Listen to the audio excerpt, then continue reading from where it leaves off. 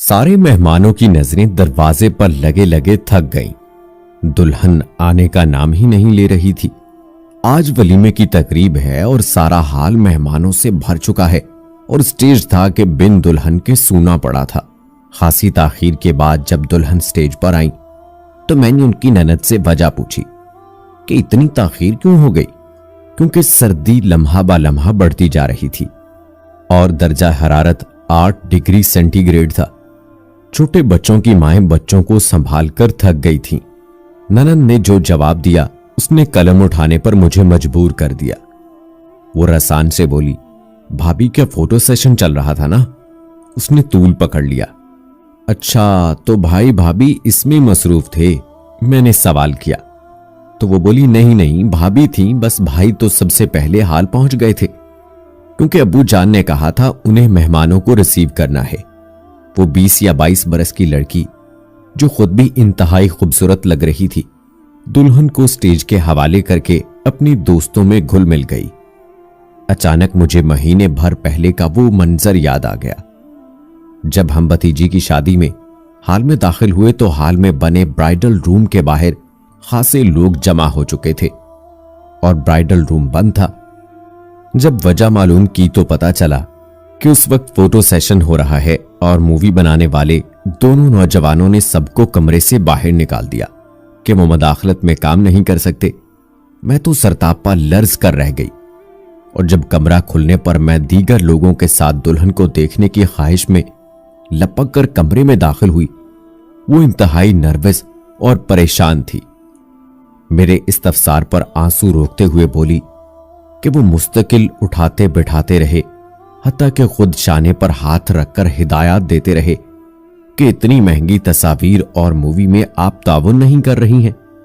हम सब ने बमुश्किल से नॉर्मल किया और वाजे रहे कि ये शरफा के घरानों की तस्वीर हैं। पिछले हफ्ते मामू के यहां गई हज की मुबारकबाद देने तो उनकी बेटी ने भाई की शादी की कई किलो वजनी एल्बम्स और मूवी लाकर रख दी कि बाकी सब तो घर पर मंगवा कर देख चुके, मूवी भी सबके घर होकर आ गई, आपने दिलचस्पी ही नहीं ली। अब ये लीजिए, ये तस्वीर देख लें। 1-2 सफ़े इसके शिकवे पर दिल रखने को पलट लिए। ये बज़ाहिर कोई ऐसी बात तो नहीं जो आपके लिए नई हो। आप सबकी नजर से भी वो वीडियोस और एल्बम्स बार बार गुजरी होंगी और ये मुआशरे के घर घर की कहानी है। वो फोटोज और वीडियोस जो माँ और बाप भी देखते हैं और नाना नानी मामू खाला सब देखते हैं। बड़े बड़े खानदानों में किसी एक को भी ख्याल नहीं आता कि देखा देखी हम किस तबाही के गड्ढे की तरफ बढ़ रहे हैं। ये अंधी तकलीद हमें किसी अंधेरी गली में खड़ा कर चुकी है। जो कुछ मीडिया पेश कर रहा है, अदाकाराएं इंडिया में जाकर पेश कर रही हैं, वो माशरे का खास तबका है, लेकिन इसका असर नफूज इस दर्जे में कि माशरे का एक हयादार बाइज्जत घराना भी अपनी बहू बेटियों को यूं ही अगयार के लिए पेश कर देते हैं। ब्यूटी पार्लर से तैयार होकर जब जोबन होता है, हुसन दुल्हन बेपर्दा हाल में दाखिल होती है और फिर स्टेज पर पहुंचते ही स्टेज फोटोग्राफर्स के निर्गे में आ जाता है, जो कैमरे की आंख से अपने शैतानी जज्बों की तस्कीन प्रोफेशन के नाम पर करते हैं।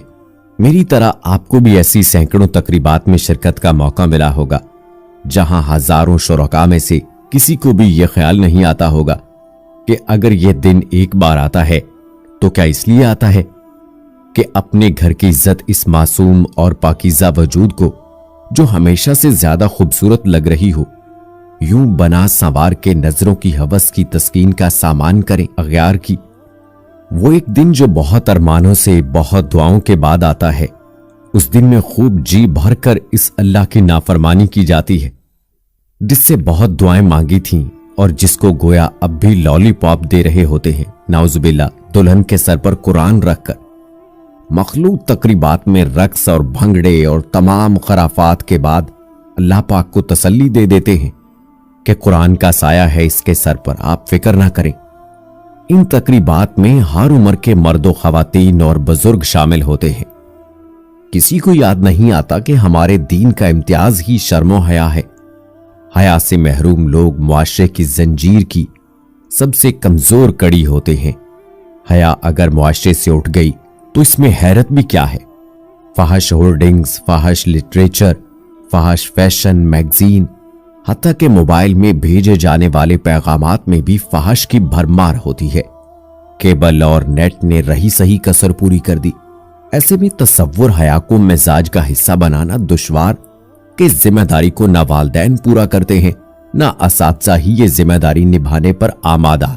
जहां कपड़ों की नुमाइश और मॉडल गर्ल्स की मुस्कुराहटें और हुस्न चीजों की कीमतों का तयन करते हैं, फहश मजाक शख्सियतों का हिस्सा बन जाते हैं, बेहयाई के मनाजर लुत्फ का जरिया बन जाते हैं, तब हम अखबारात में छपने वाली इन खबरों पर इजहार अफसोस करते रह जाते हैं कि दरिंदा सिफ्त लोग छोटी बच्चियों को हवस का निशाना बनाकर कत्ल कर देते हैं।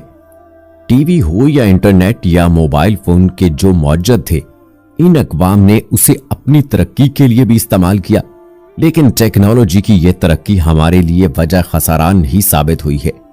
मोबाइल फोन हो या इंटरनेट, मगरिब का तसव्वुर प्राइवेसी इसकी बुनियादी शर्त है, जो दरहकीकत दलदल का पहला कदम है। वालिदैन ने इन खतरनाक अजदहों के साथ अपनी औलाद को तन्हा छोड़ दिया है। इसकी एक वजह यह भी है, बच्चे इस टेक्नोलॉजी की दानाई में जितने दूर निकल गए हैं, वालिदैन इसके हरूफ अबजद से भी वाकिफ नहीं है। वो बच्चों के नेट के साथ वक्त गुजारने को उनकी काबिलियत तस्वुर करते हैं। कम उम्र बच्चों को इस टेक्नोलॉजी के हवाले करना दर हकीकत उन्हें गहरी खाई में धकेलने के मुतरादिफ है, और बच्चे वालिदैन की किसी भी मदाखलत या मॉनिटरिंग को जासूसी ख्याल करते हैं। हमारी नौजवान नस्ल में यह हया का फुकदान और पूरे मुआशरे का बेहयाई के कल्चर को कबूल कर लेना बहुत बड़ा खसारा है। यह औलाद हमारे पास एक अमानत है, ये उम्मत का कीमती सरमाया है। ये वो अजीम शान नेमत है जिसकी इल्तजा पैगंबरों ने अपने रब के हजूर की।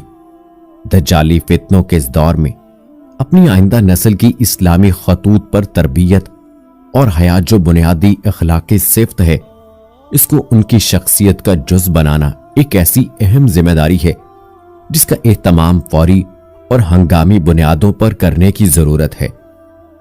अगर हया का अंसर मनहैसुल कौम हमसे छिन गया तो इस गरां कदर सरमाए से महरूमी हमारे लिए दोनों जहां का खसारा है।